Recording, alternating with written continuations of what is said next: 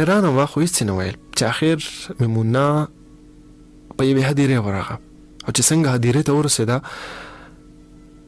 نو هم په ړومبنو قبرونو کې یو قبر ته ودرېده، هېڅ قسمه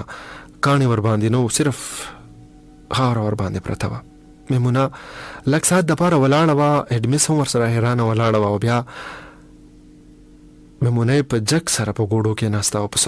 سلګو په قبر ورسملاسته او په وړو وړو سلګو یې په نیمه ساه کې ویل چې